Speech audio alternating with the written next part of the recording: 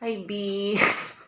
Time check at 7:18 in the morning. So, naka-shower na ako.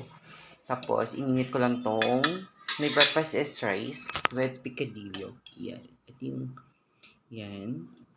That's our favorite na mga magkakapatid. Ayun. Tapos, ano ba? It's my off. Yun. Nung isang araw naglinis. Kahapon, nagluto, naglaba. Pagtapos ko na lang,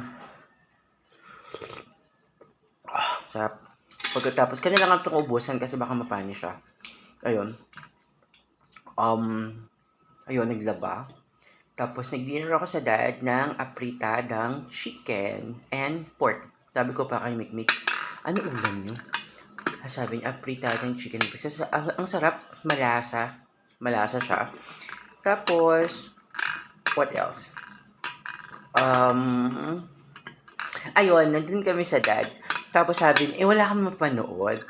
Tapos sabi ni JV, ng kapatid ko, nood daw kami nung, ito, actually nakapost lang. Pusuan, laruan. Tawang-tawa ako. First time ko nakita kagabi.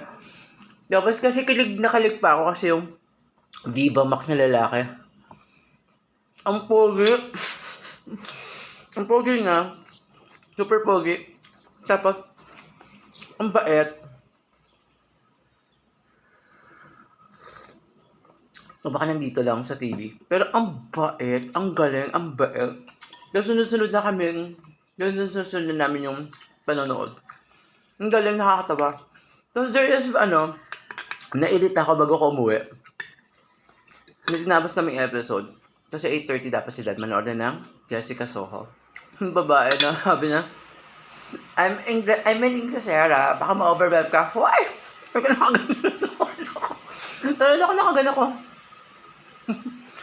Nakakabisit. Ngayon, mas today, alam na akong gagawin. Magtitiklop. Papahinga. Because this week,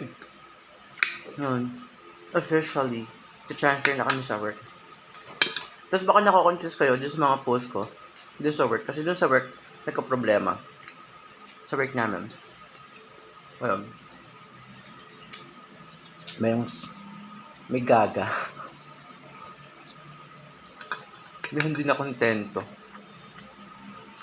Ayun. Tapos, nag-sorry. Hayop na yung scammer. Anyway, yung dating kasi ganun yung mga ginagawa ng scammer. But anyway, hopefully, still praying for work na maging maayos sa work namin. Tapos, pag sa work, galingan niyo yung work nyo, ayusin yung work nyo. Kakain kayo, tandaan nyo yung nagpapakain sa inyo yung work nyo. So, pagbutihan nyo, ayusin. Tapos, ano ba? Tapos, pag nakaalis na kayo sa work, huwag nyo nasiraan yung mga kasamahan nyo. Okay lang yun. Nakaalis ka na. Mas okay kasi yung parang may sinasabi ka sa ibang tao na nandun ka pa sa work. Unlike yung parang may sinasabi ka dun sa ibang tao, nakaalis ka na.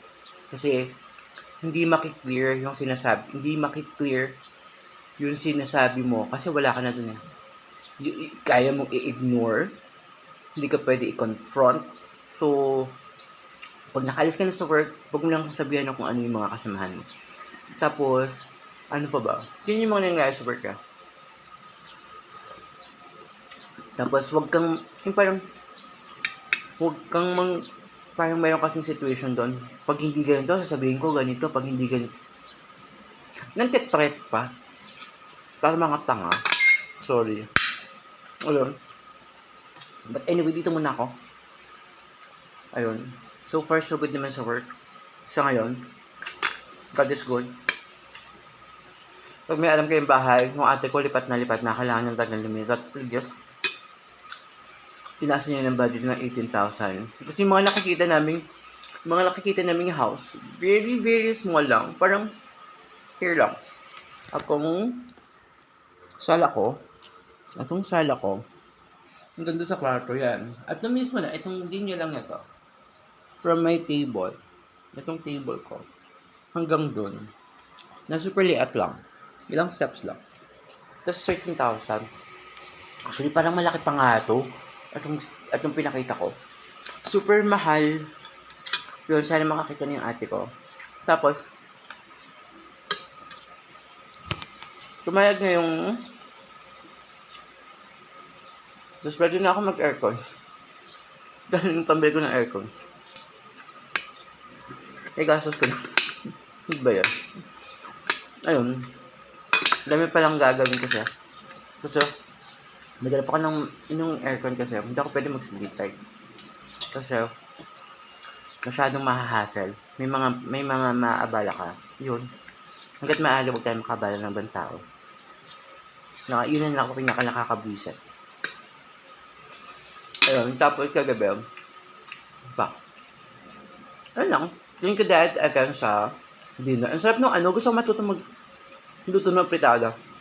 Super sasa, super sarap ang lasa.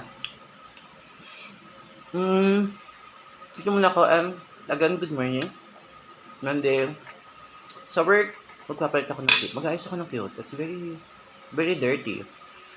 Sa work, wag nating gawing dirty tayo. Ayun lang. Bye. Bye talaga.